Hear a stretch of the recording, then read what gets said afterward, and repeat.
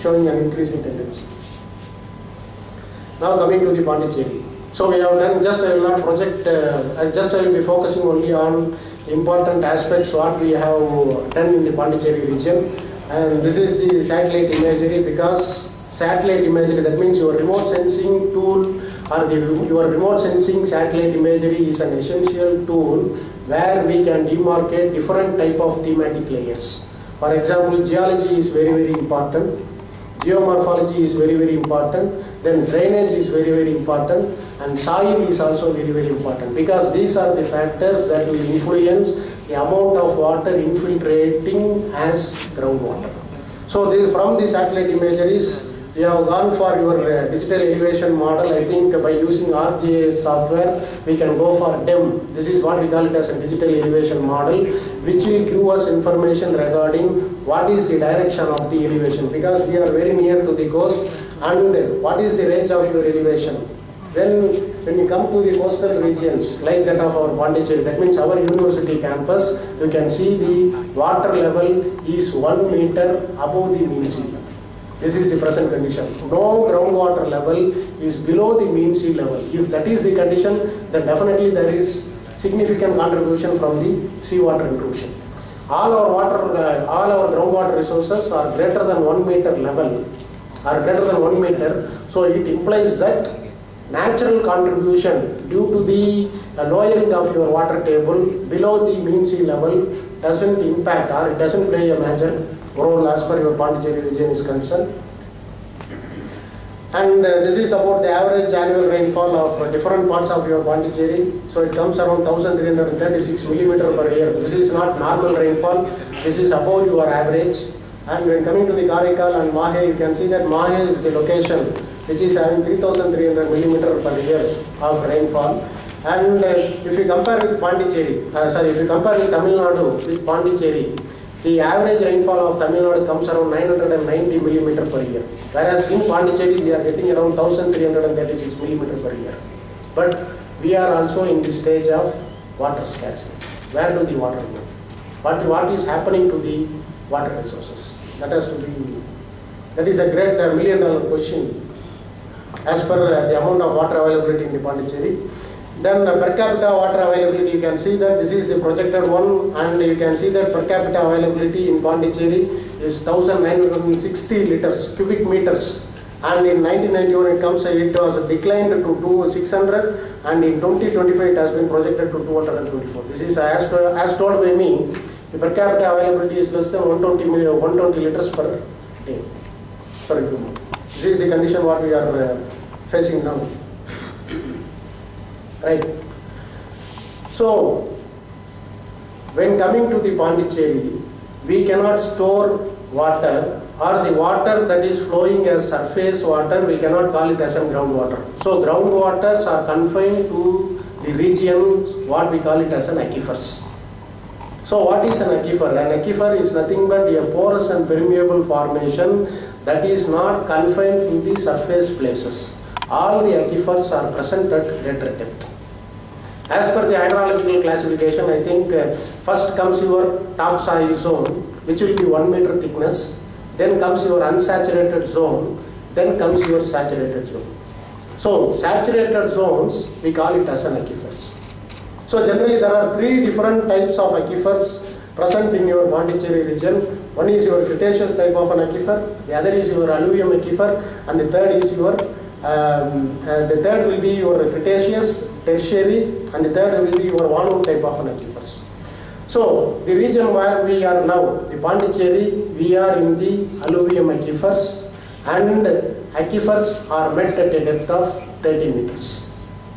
So, all in your hostels you can see that you are having borewells, and borewells are extracting water only from these alluvium aquifers, which are confined to a depth of 30 meters.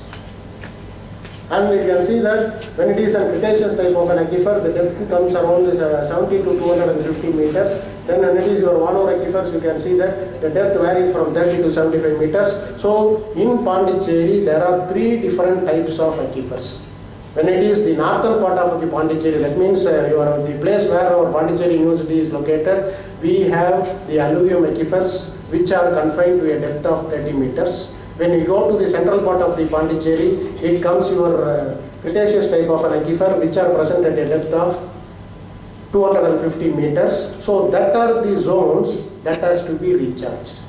Now if you want to recharge, then you have to have recharge structures up to a depth of 30 meters because that is the lithology of the Pondicherry University campus. If you take the Pondicherry University campus and if you see the lithology is nothing but the order of your different type of geological units or formations. Sandy clay is dominating. Sandy clay is dominating. If it is sand, then your porosity and permeability will be 70%. We have sandy clay type of a formation. When it is a sandy clay type of a formation, I think you know about the properties of the clay which will restrict the permeability. So automatically when it is a sandy clay, based upon the clay percentage, your permeability will be decreasing. So if you plan for any artificial recharging in Pondicherry University campus, you should leave the recharged water or you should focus up to a depth of 30 meters, otherwise no recharge will be taking place. No, you cannot expect any recharge. But when coming to the condition, whether there might be a question, whether all the aquifers, whether the aquifer is only confined to 30 meters, won't the aquifers be exposed on the top? That is what I told, elevation plays a dominant role. So if you go down towards the western part of our university campus, the same your alluvium aquifers is exposed at a depth of 5 meters.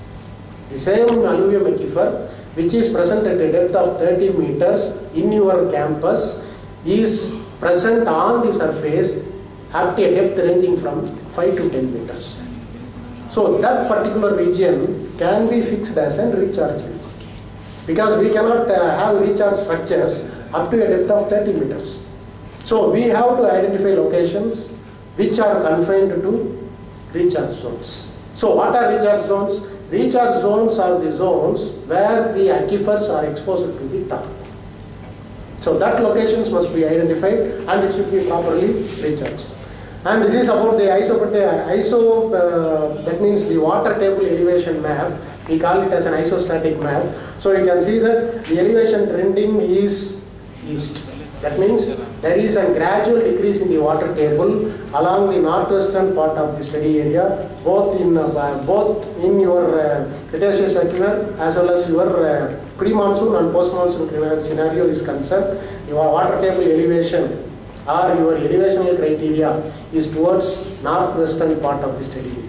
That means northwestern trending towards your Bay of Bengal. So this is the present situation, and when you are coming to the hydrographs, based upon the amount of rainfall and the water table fluctuation, definitely the amount of rainfall is having a greater influence on the water table. It is having an influence. Yes, greater the rainfall, shallow will be your water table. Not in the entire part of your Pondicherry, that means not in the entire part of our university campus, but where the recharge zones are exposed.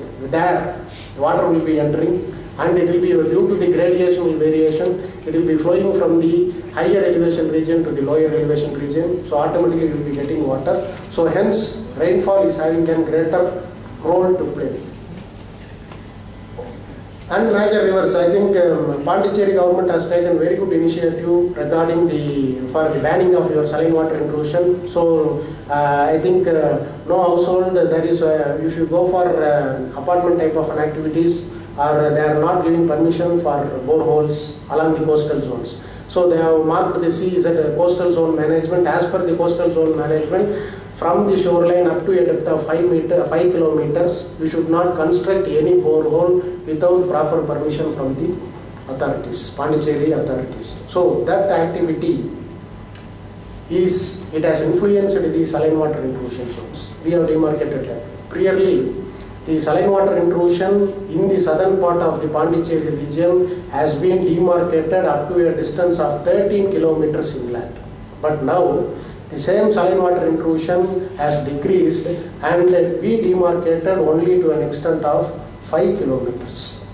There is a drastic decrease in the saline water intruded zone. We call it as a zone of invasion. That means Saline water intrusion is mainly due to the variation in density between two different water. One is your fresh water, which is having density of 1.0. The other is your saline water with density 1.25. When they mixes together, we call it as a transition zone or the zone of influence. So the zone of influence from 13 kilometer, it has been reduced to 5 kilometers in that. So this itself indicates that the initiative by the Pondicherry government is in the positive side. So and then they are also giving more importance to increase the amount of per capita available, to increase the amount of per capita. That means I told that now it is 125 to 135 liters. So they are planning for 150 liters per day. And so you can see that Pondicherry, based upon the category, based upon the groundwater category, it comes in overexploited state. We are excessive, that means it comes around 150. The data may be older, it is for 2004 and 2008, but as per the present data, 2013 data we have, so it is also coming under the overexploited stage. 150% of water is being exploited for domestic purposes. So I told that overexploited, if it is overexploited, what should be the nature of the water? All the recycled, all the water, all your wastewater should be completely recycled and utilized. If you are not recycling, then from 150 it will be increasing to 200 or 250. It should be completely recycled, and you should identify proper recharge structures. So that is the scenario for your overexploitation. Then comes your so this is based upon the geology of the Pondicherry. So you can see that there are Cretaceous is there, then alluvium is there, then Kadaperi is there, Water is there, and the other different type of. So these are the different type of formations, and the last one is your Vanu type of formation. So you can see that our Pondicherry University campus is coming in Kadalur type of formation. It is nothing but your alluvium aquifers that are present at a depth of 30 meters. So the geology will explain about the amount of water infiltrating in a particular region. Here I have shown that what is the range, if it is your Kadaperi Kuppam, what is the range of your groundwater availability. So in alluvium you can see that the groundwater availability is excellent. That means due to the porosity and permeability of your Kadalur type of sandstone, we have excess amount of water. That is why we are not experiencing any saline water intrusion. Now this is a part of our study what we have already done in the Pondicherry region to identify the groundwater potential zone. So we have used remote sensing and the GIS techniques. For GIS we have used ArcGIS software. So we have prepared a different type of thematic layer. So drainage map has been prepared. Then your geomorphology map has been prepared. Geomorphology gives us information regarding what are the different type of geomorphological features. For example, sand dunes, or your alluvial plain, or your coastal plain, which will give us information regarding the catchment of the water. So geomorphology map is very, very essential. Then comes your soil map. Soil map also plays a dominant role. The type of the soil, the nature of the soil determines the amount of infiltration.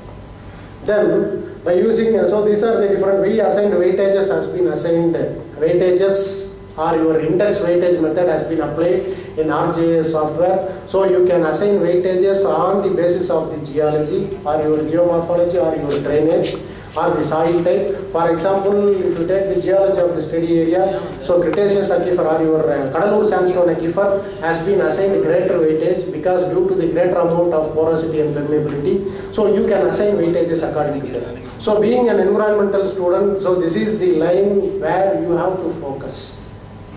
Remote sensing and GIS tool will give you more information or more ideas to demarcate your vulnerable zone, groundwater vulnerable zone, or the identification of your groundwater potential zone or whatever may be.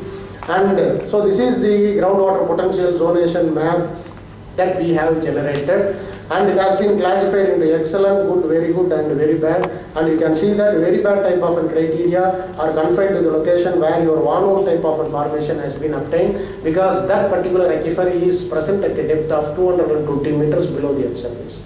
We cannot go for any recharge type of structures, and you can see that a very good type of recharge is available to the coastal region. That means which indicate that the water, your rainfall, when the excess rainfall or the amount of rainfall will recharge the coastal regions of your Pondicherry because it acts as a good recharge zone. What we have to do? We have to go for natural structures or artificial type of structures to stop the surface flows. If you stop the surface flow, then the amount of water recharging will be higher. And it has been correlated with the conductivity map. So this is a spatial conductivity, spatial map for your conductivity, and we got good correlation based upon the conductivity value. Where the conductivity of the water was high, that particular region, we got it as a poor potential zone. Since it is having poor potential and the water is not replenished regularly, the quality EC of the water was higher. So there was good correlation, and so we concluded that the coastal regions of the Pondicherry can act as a good recharge zone if appropriate recharge structures are constructed. Then coming to the saline water intrusion. So in saline water intrusion, I think people might be knowing about the Geiben-Esberg discontinuity, which gives information regarding the status of the water resource, that means the status of your surface water or the status of your groundwater.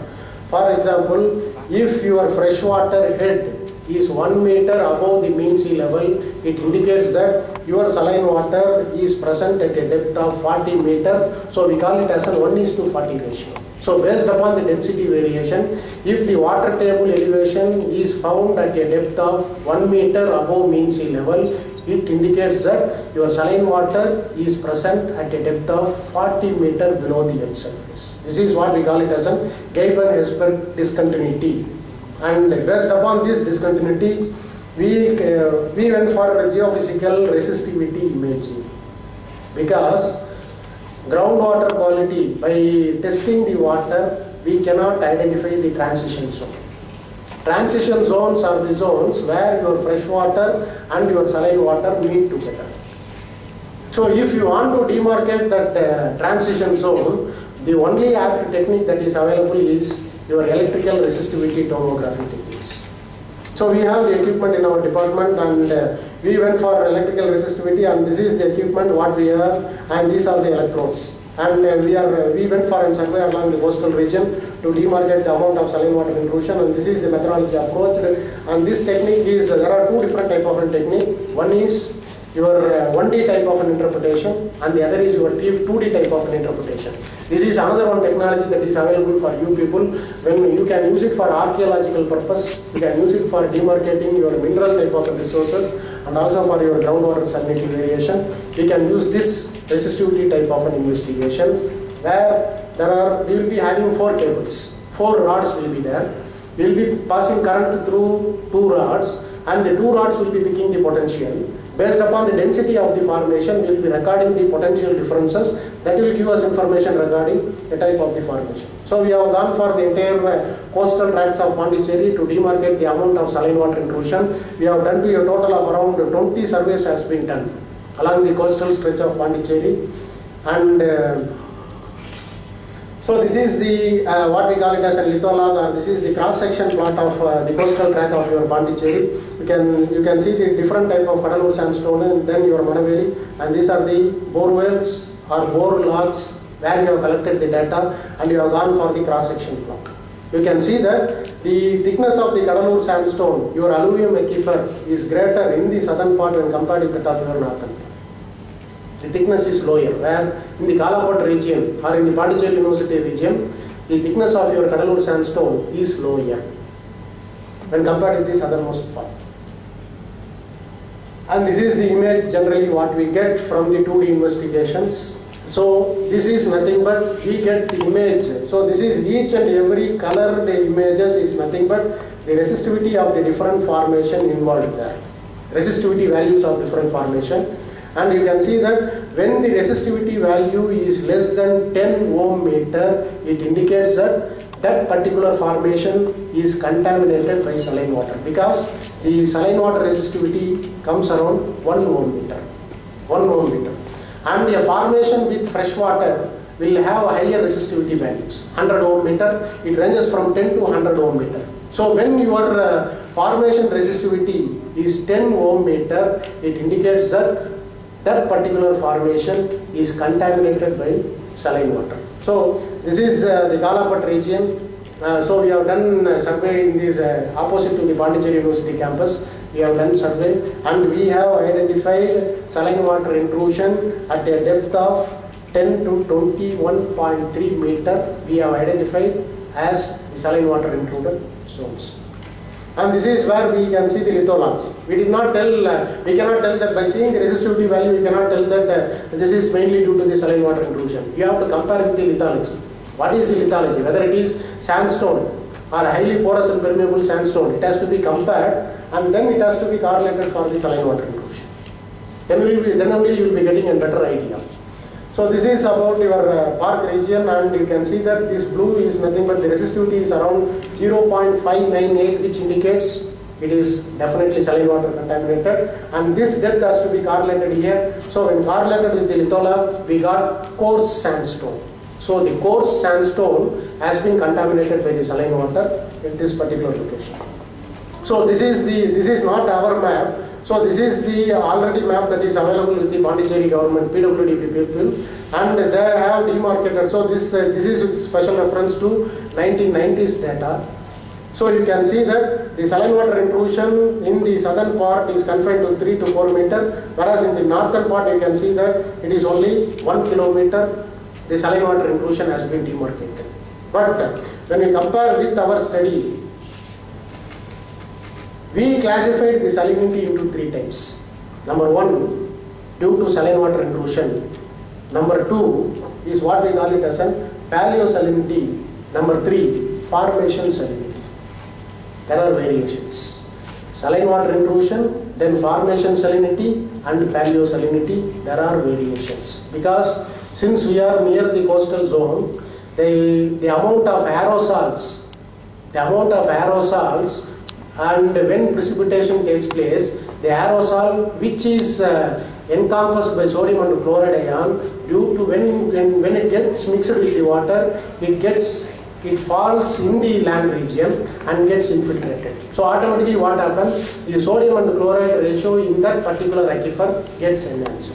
That is what we call it as a formation salinity.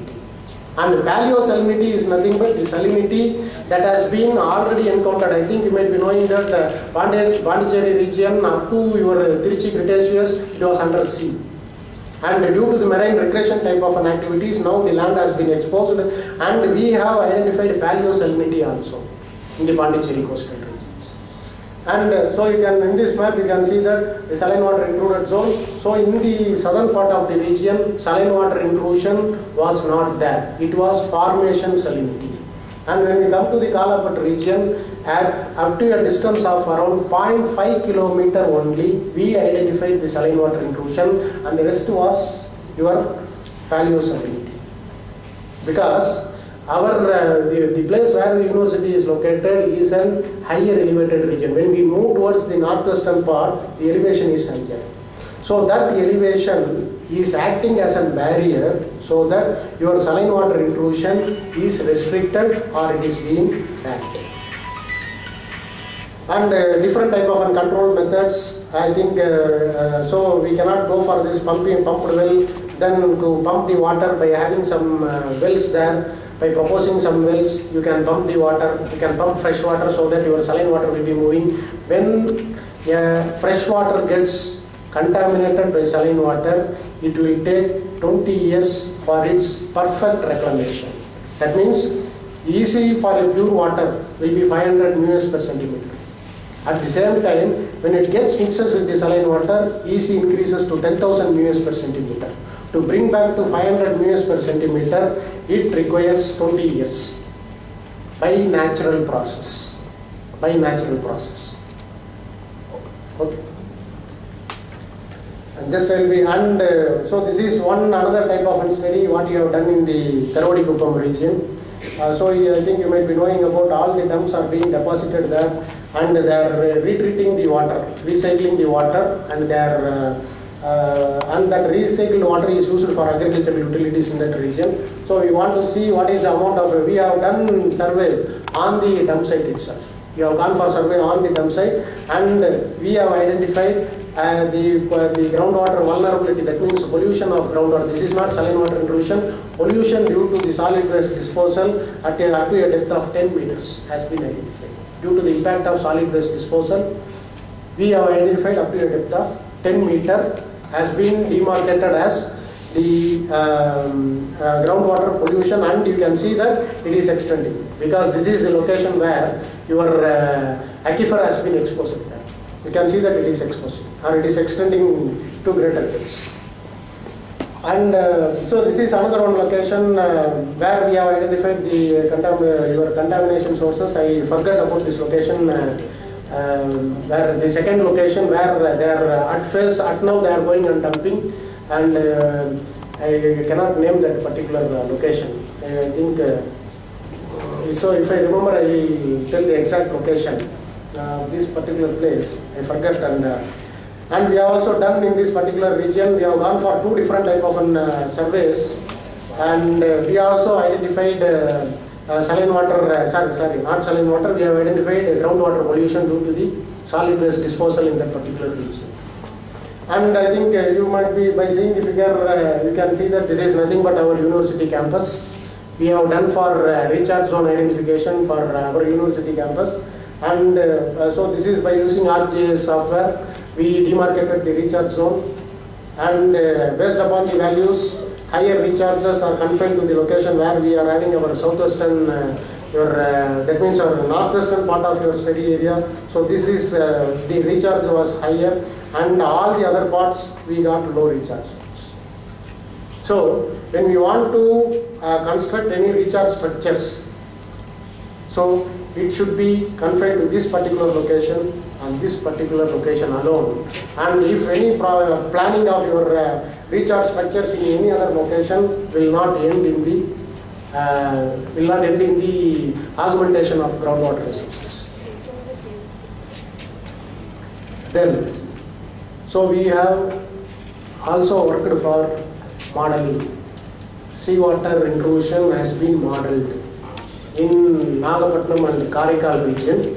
So this is the Karikal part, and we have gone for mathematical modeling. We have used the ModFlow software, and the name of the software is CVAT, which will give us information, or it will tell us if this is the present condition, what will be the future condition after 50 years. That can be predicted. So we went for predictive modeling to this particular region, and these are the different type of aquifers. I think people, student community, those who are interested for modeling using ModFlow, or if you want to go for electrical resistivity imaging, they can approach us, and the orientation can be made according to your needs. Okay, we have the facilities, and we are doing the modeling type of aspects, and so these are the different type of aquifers we have demarcated in the Karikal region. And so this is the scenario of the saline water intrusion, and we have projected, and you can see that for the 50 years, and you can see that for the 50 years, or after the 50 years, the saline water intrusion will be up to this particular stretch in the Nagapattinam as well as your Karikal regions. So these are the different type of studies what we have been done with a special reference, and just I will be concluding that. So when we are going for rainwater harvesting, the main point that has to be taken into consideration is you have to identify perfect locations where which will act as a recharge zones.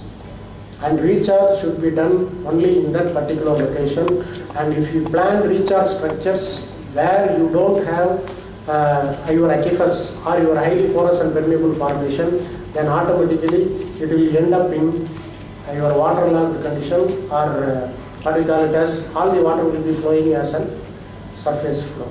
So with this I will conclude, because I have taken much of the time, and now I leave the session for discussion. Any questions regarding your different type of technology what we have used, and you can clarify your doubts.